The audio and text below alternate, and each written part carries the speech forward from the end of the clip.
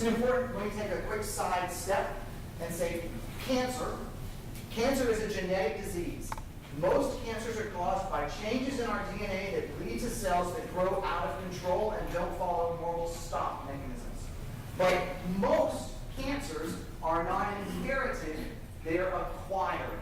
So as our cells grow and divide and they accumulate these errors that don't get fixed, some of those errors are in genes that say, hey, let's grow faster. Or they prevent the gene, they mutate the gene in a way that the cell can't say, stop, there's some damage, I don't want you to divide anymore. So cancer is a genetic disease, but we acquire it instead of inheriting it. Lots of ways, scales of amounts of change. Entire extra or missing chromosomes. Individuals with Down syndrome have an extra third copy of chromosome 21. There may be parts of chromosomes that are missing, all the way down to having individual changes within the gene. And we use variation in lots of ways. We use it to understand forensics, so CSI, or or paternity, the 1-800 Who's My Daddy? We're looking at genetic variation. The National Genographic Project that lets you look at deep ancestry, and I don't mean like my great-great-aunt came across in 1800s. I mean 30,000 years ago, where did my family come from? Deep ancestry looks at some of this variation as well. And then clearly we look at these changes to help us interpret disease risk. And then the goal is to be able to identify which changes help point us down specific tracks for therapy or for prevention. That's long term. All right, let me stop again. Let's see if we've got more questions, because I just covered a great big old chunk of material. It's a little bit like drinking out of the fire hydrant. You said that cancer is not inherited. It's to something happening later. How do you explain familial trends like prostate cancer, breast cancer, etc.? That's a great question. So if I said cancer is acquired, not inherited, what about the cases where we know, like breast cancers and certain ovarian cancers and prostate cancers that clearly run in families? So this is where I was general when I should have thrown in some specifics. So a small proportion of these cancers, so maybe 5 to 10% of breast cancers are actually inherited. There are specific genetic changes that are being passed through the family. Most of the cancers are not. Most of them are acquired. Now, there are probably a small number of risk-increasing changes that do get passed from parent to child, but by and large, they aren't those, if you have this change, then you have developed this cancer. That's a really small fraction. But that's a great question. Thank you. Others? Well, isn't there's a test, BRCA test for Yes. breast cancer? Yes. It's a genetic test. So they identify the gene. That's right. So the BRCA test looks at two specific genes, BRCA1 and 2, that we know are altered in this inherited form of breast and ovarian cancer. So what the BRCA test does is it looks at, and there are specific considerations before a woman is referred to for BRCA testing. A younger age of onset, generally the presence of at least one, sometimes two close relatives. So if a woman is a candidate for BRCA testing and decides that she wants to have that BRCA testing, then they're going to look at those specific genes, and they're going to look for any changes that they know are associated with cancer-causing mutations. But not every woman that's had a breast cancer diagnosis is going to have BRCA testing, because lots and lots of breast cancers don't have changes in those genes. Some do, even some that are not familial, inherited through families, but it's a smaller subset. Other questions?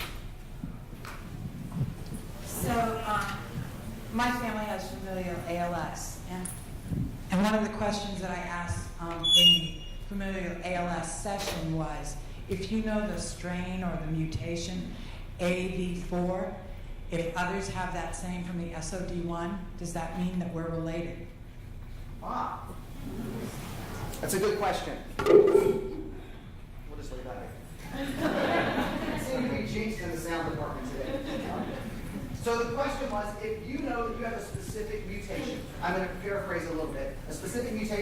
and someone else has that same mutation, does that mean that the two of you are related? So you asked that question, and did they give you an answer? What you said was, it's possible. Yeah, that was it. I was going to say, it could be that you're related, but it could be that you also both independently inherited that change. Because in all likelihood, these mutations arose multiple times.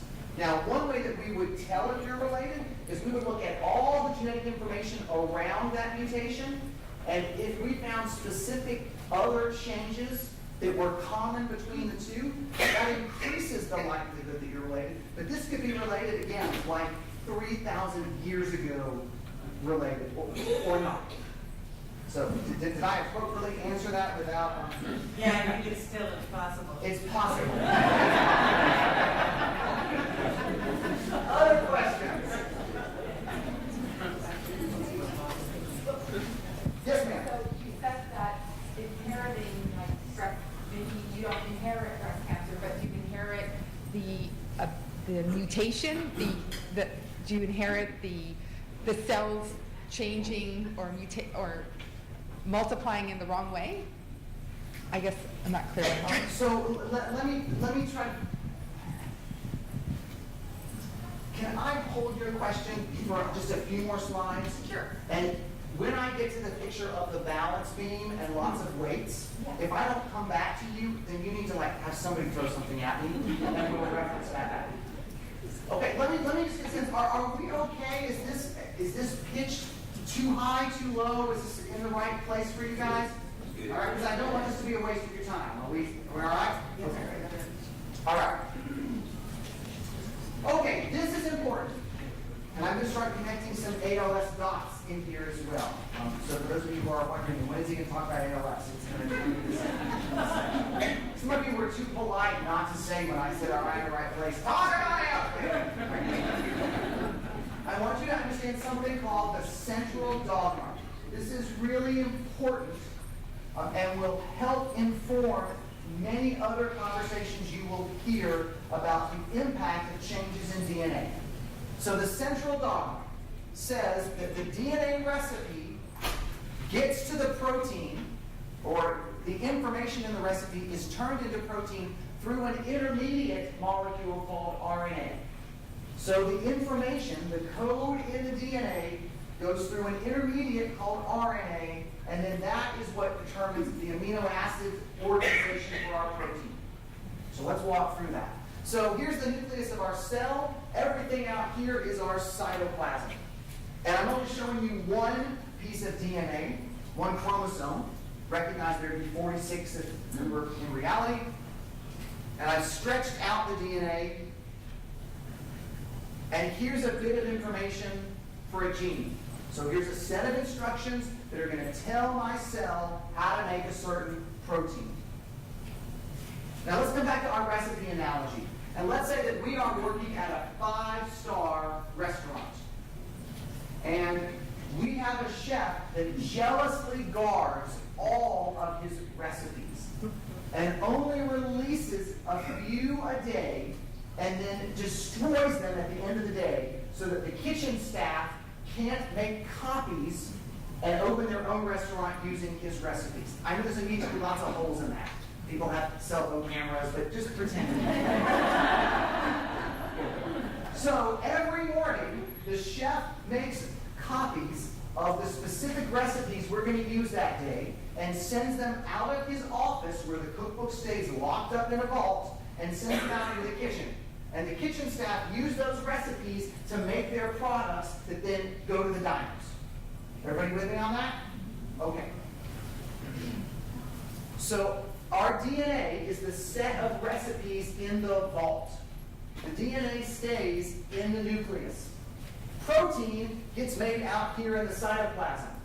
So if the recipes stay in the vault, but the protein gets made out here, I got to get this information out. So we're going to do that through this molecule called RNA. So there's this set of proteins called RNA polymerase. Essentially, it reads the instructions in the DNA and makes a copy called RNA. RNA chemically is very similar to DNA. There are some differences, but we're not going to worry about those at the moment. So here is that day's copy of the recipe. And then something really important happens. We have to prep and process the RNA. There are things that have to be done to it, things that have to be taken out. There are chemicals that are put on it that make it last longer once it's out in the kitchen.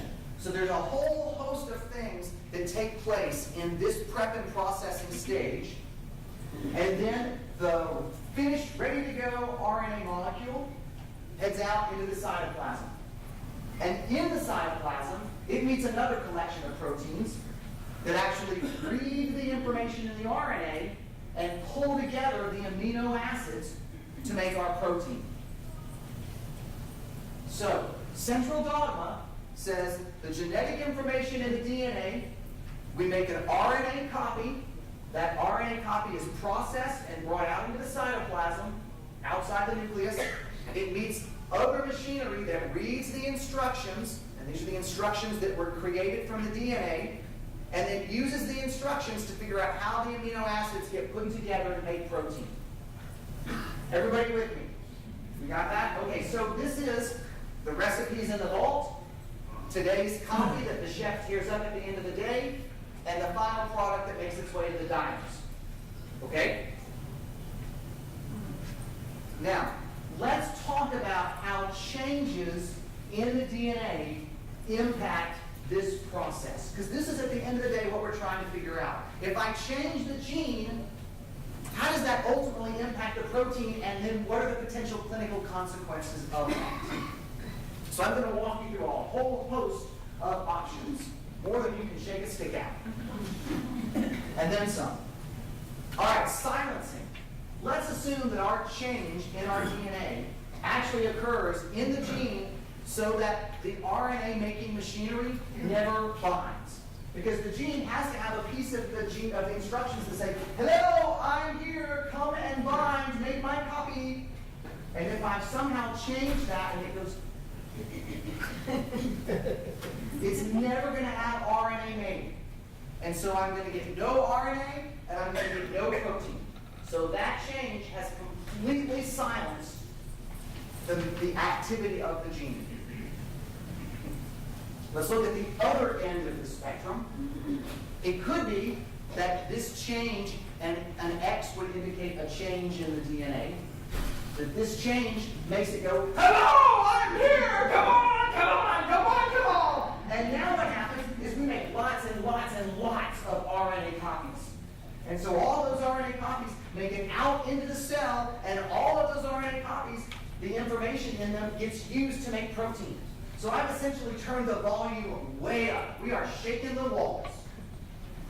You can imagine that both of these are problematic. Having too much protein may be as bad as having none at all.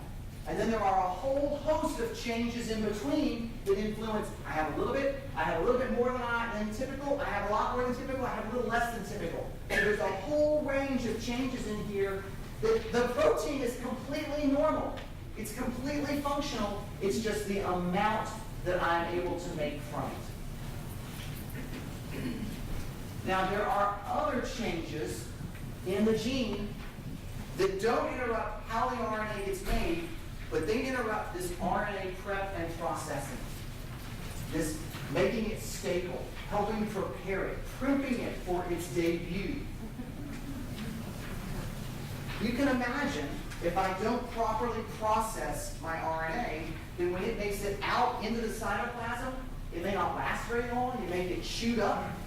It may last too long.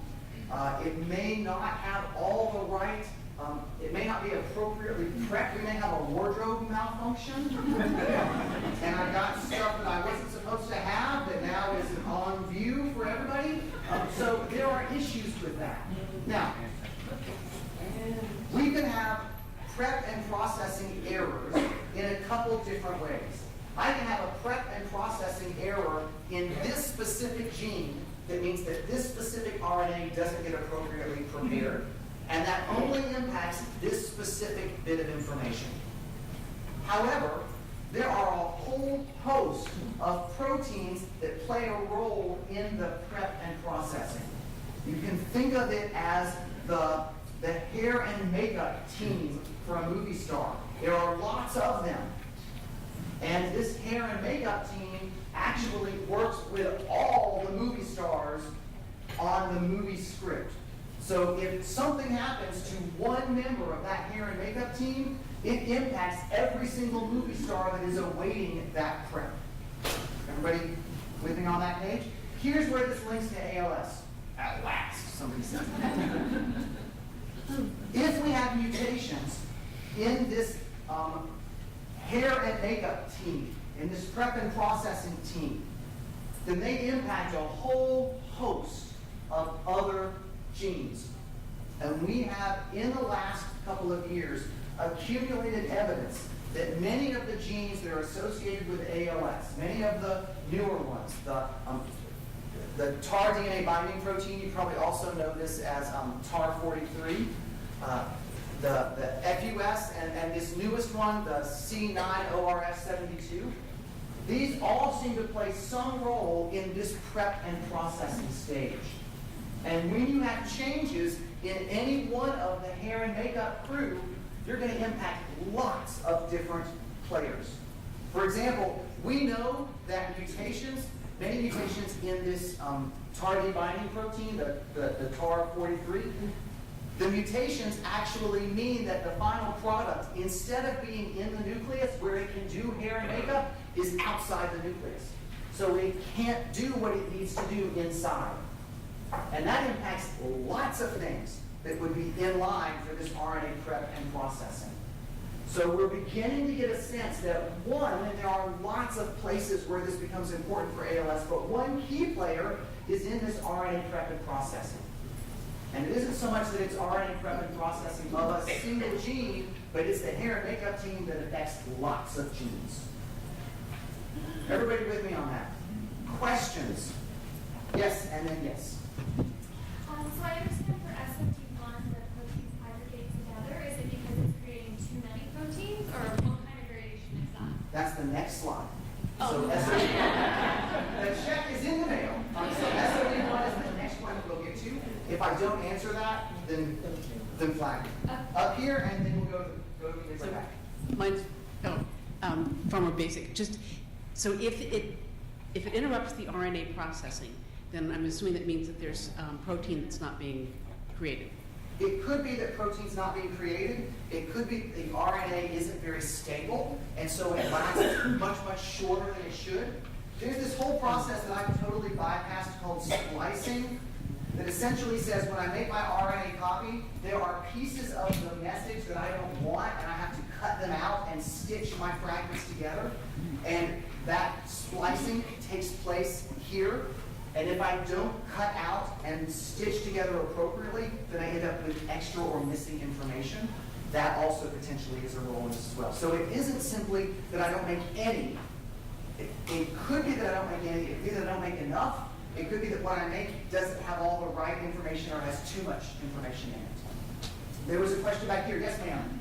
So if we know that we have like the SOD1 mutation, I assume they didn't even test for any of those other ones, or if they do a genetic test, are they going to find all of these other ones? So how do we know that we don't have multiple pathways that are all mixed up if they don't test for them? So you are at the edge of my knowledge as a PhD, not an MD. In some cases, and I'll hit this in a little more detail, there are some mutations that seem to be sufficient to cause ALS, a single mutation. These are many of the familial ones.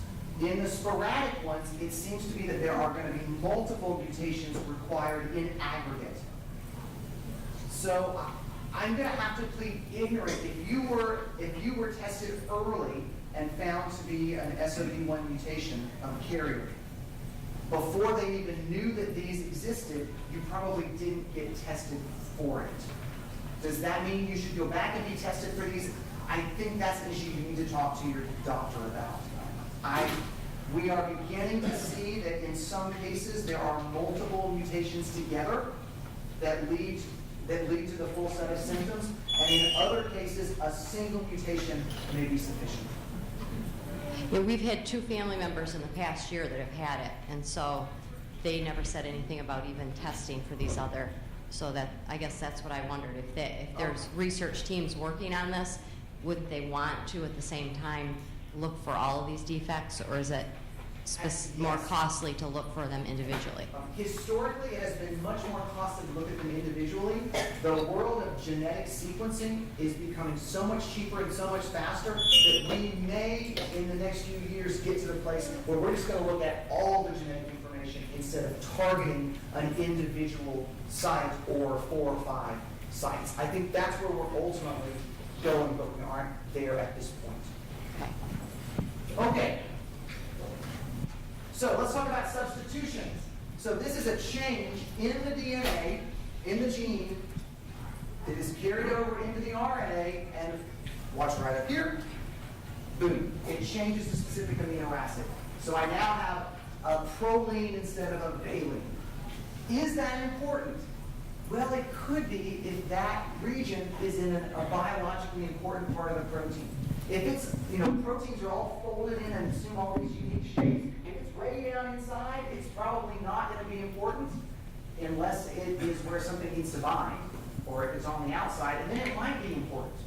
So the question is, substitutions may or may not be important. They might totally shut down the protein's ability to carry out any function. They might cause it to gain a new function, because now, instead of looking like this, it looks like this. And this allows it to bind to something that it couldn't bind to before. So it's got a new function. And here's where the SOD piece comes in. This is thought to be one of the mechanisms that causes the aggregation of the mutated SOD protein. We've got early evidence, so I want to be careful that you don't walk away saying that this is definite. This is thought to be that many of these mutations in SOD1 lead to a change in the protein in some way that assumes a new function and causes these clumps, these aggregates, to form. So you may have heard about this antisense therapy. Anybody heard about? Oh, okay. I am not. What I'm about to say is not endorsing. I'm simply giving you some background on it. So let me be really clear about that. I cannot evaluate it. Here's the concept. It's called antisense therapy. And the antisense therapy is designed to bind the mutated RNA and break it down so that no protein gets produced. So it uses a small molecule that you make in the lab, an antisense molecule that specifically binds to the RNA it's looking for. And I think in this case, in the SOD antisense, it binds to both normal and mutated versions of superoxide dismutase. It binds, and then the binding actually triggers the destruction of the RNA. So antisense therapy specifically finds all the RNA fragments, breaks them apart, and then if that breaks them apart, then clearly you can't use that to make protein. Now again, I'm not saying this is good, this is bad. That's outside my wheelhouse to evaluate it. But I want you to understand this concept of antisense therapy and how it links to our whole DNA, RNA, protein central dogma. You can also have a deletion. I'm just going to move through this really quickly. You can have big chunks, little chunks taken out of the gene, which potentially would be taken out of the RNA, which means you would have things missing in the protein. And if you don't end up with a gap, you actually connect these. So now I've got things connected that weren't historically connected. So that's another way that changes in the DNA can impact the overall function. Now we've also got change outside the gene that may have no impact on the protein. It may not regulate the volume, how much. It doesn't regulate the hair and makeup crew. It's just out here as normal variation. That's what we use when we're doing forensic studies and identification. All those paternity studies, all those forensics investigation studies are looking at regions outside of genes and outside of any known clinical impact. And part of that's intentional because if you've got somebody that you're doing genetic testing for to determine if they match a sample at a crime scene, you don't want to be having clinical information associated with that as well. That is totally outside of the set of descriptions that you're looking for. All right, here are many, but not all, of the locations of the genes that have been associated with ALS. There are some, they span across the genome. I'm showing you the specific chromosomes. I am not catching every single one of them. I went through several reviews and pulled the ones that seem to have the strongest evidence of being associated. That does not mean that these are the only ones. There are probably many others, or at least some others that we haven't yet identified. But I just want you to get a sense that they span across the entire genome. This is really important. Our DNA is not the sole determinant of who we are. So this doctor says, take 2 genes and call me in the morning. And this guy out there says, my genome made me do it, as he's led away from bugging this guy back here. There are clear environmental risk factors for many, many, many traits and diseases. Now, there are some diseases where a single change in DNA is sufficient to cause the trait or the disease.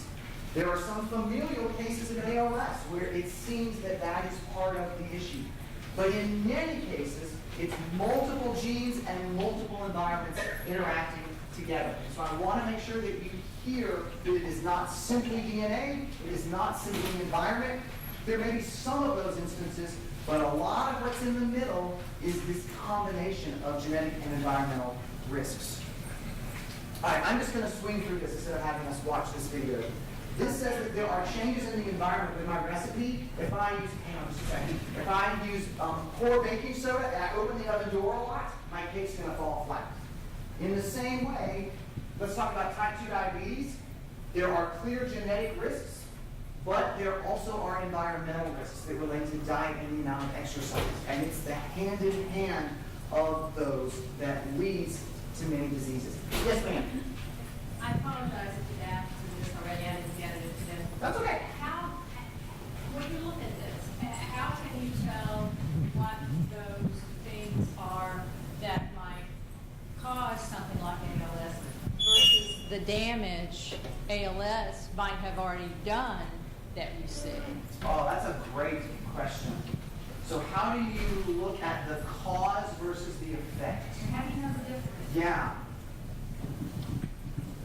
Part of it is really digging into, and we're at this point, being able to understand the way that ALS impacts the body. So being able to say, all right, this really looks like it's an early upstream event. This looks like it's a downstream event. Initially, it's hard to tell because you're just seeing all of it. So can you, through using animal models, through doing longitudinal studies where you identify people that are at risk before they develop symptoms and follow them and look at samples, that's part of it.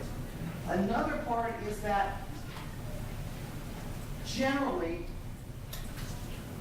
if I take a population of individuals with whatever disease, but let's say with ALS, and a population of individuals without ALS, and I scan through their genetic information, if there are genes involved, I should find some specific genetic changes much more frequently in the ALS population than the non-ALS population. That's the concept of an association study. Can I identify those genetic changes, and then can I begin to figure out what effect those changes have in this whole pathway from no symptoms all the way to full onset, and figure out what are my early initiating events and what are the events that come later. It's really lots of individual pieces, each helping inform the other.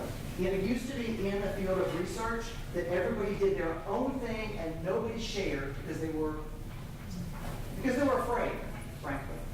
In the field now, it is all about collaboration. Collaboration with the physician and with the neurologist and with the individual who's working with animal models, whether that's mice or fruit flies, and the human geneticist. It's all beginning to come together, and that gives us a much better way to differentiate those pieces.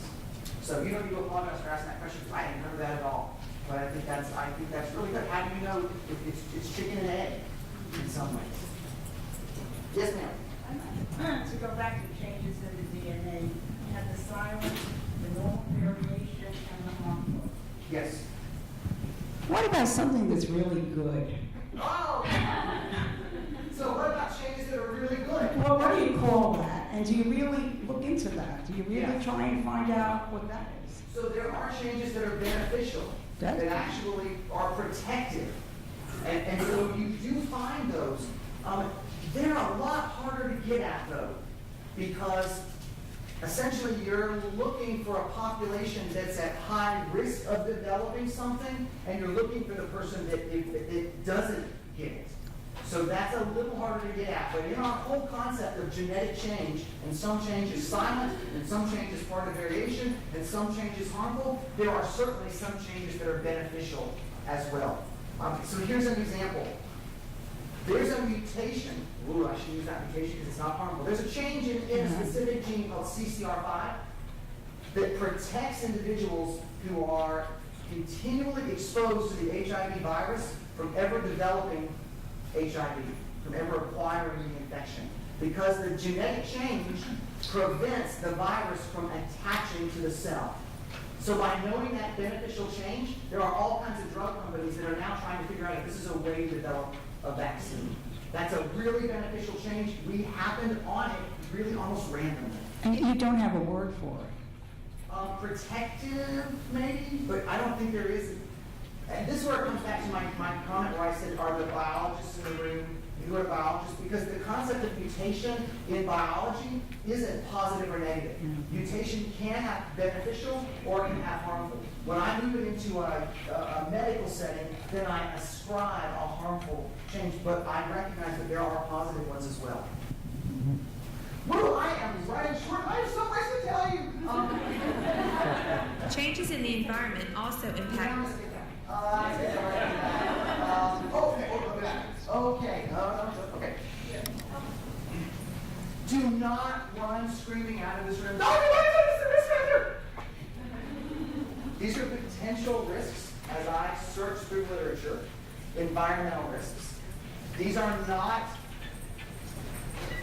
fully correlated 100%. If you have this exposure, then you are at a higher risk of ALS. We don't know a lot about environmental risks, not only for ALS, but about lots of different syndromes and disorders. It's hard to get a handle on the good environmental risks.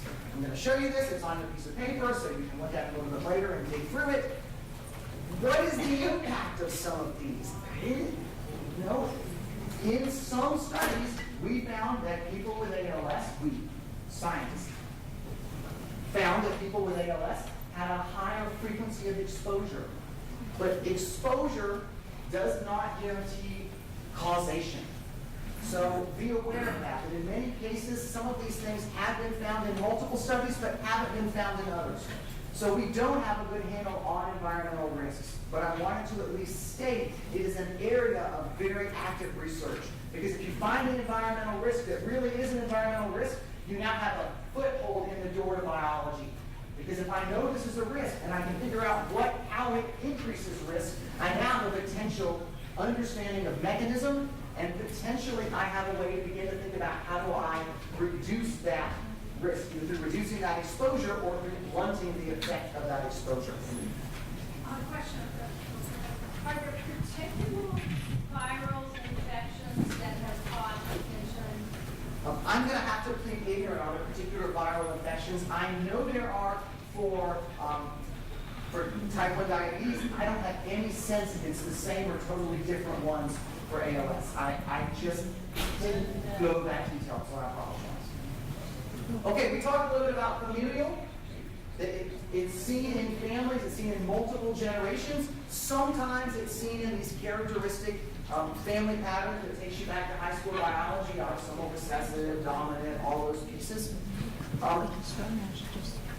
Generally, and again, I'm now tap dancing on thin ice, in many of these instances, it's a mutation in a single gene that causes symptoms.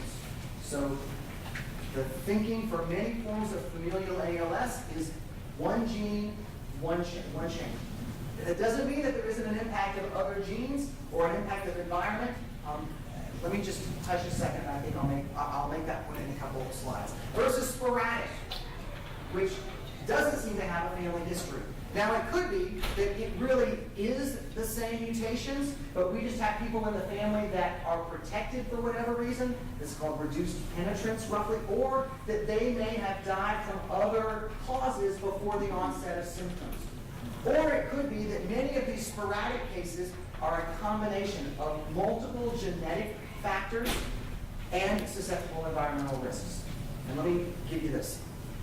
So let's imagine that there's a balance of risk factors that increase our risk and that decrease our risk, and that hold us in balance, in no symptoms. In the familial cases, we're looking at a major risk from a single genetic change. Big weight, big difference. One change, huge difference, alters the balance. I could also alter the balance, though, not by one really big weight, but by lots of smaller weights. Some genetic weights, some that slightly increase risk incrementally, and some environmental that increase risk incrementally. It's possible that the same gene, depending on the change in the gene, that one change in the gene could cause a big increase in risk, and be seen in familial, and another change in the gene could cause small increase in risk and be seen in the sporadic, but isn't the sole cause in the sporadic. That's kind of complicated, so let me say that again. One gene, depending on the impact of the mutation or of the genetic change, could have a major increase in risk or just slightly increased risk, depending on the impact, the biological impact of that change. So when we talk about genes that are involved in ALS, in the familial ALS, we tend to think right now, current thinking, one gene, one mutation, very heavy impact. In the sporadic, multiple impacts, multiple genetic, multiple environmental risks. This makes it really, really difficult to identify these genes, because if I have 100 people who have ALS, they probably do not all have the same combination of changes that leads to symptoms. There may be 5, 10, 15 different pathways of change, of combinations that get us to symptoms. And so that becomes very hard when you're doing a large-scale study to be able to tease those differences apart. Now, I have time. So let's see, what else is in here? Oh, how do we identify this variation? Oh, okay, I'm going to take 2 minutes, I promise, just 2 minutes. Because this is what is so hopeful for me. And I'm going to jump to right here. This is the cost to sequence 1 million bases of DNA. $10,000 in 2001. Pennies. Now, we have reduced the cost of sequencing 15,000-fold. So, in 2000, it cost $2.3 million to sequence our genome. Today, it's about $7,000. There are new technologies on the horizon that will bring this down below $1,000. So the techniques that let us look at all of the risks, that came back to the question that was back here, that let us look at all the risks, not simply I'm going to do a test for this one, I'm going to test for this one, are coming. The place where I work, Hudson Alpha, just received a grant with funding from the ALS, but from you guys, so thank you, to do some of this sequencing of these individuals, to try to identify collectively the specific changes. Now, here's an important point. Lots of data. Each of these little individuals is a person whose genome was sequenced. By the end of last year, it was estimated that there were 30,000 human genomes that had been sequenced. Most of these were in a research setting and not an individual patient.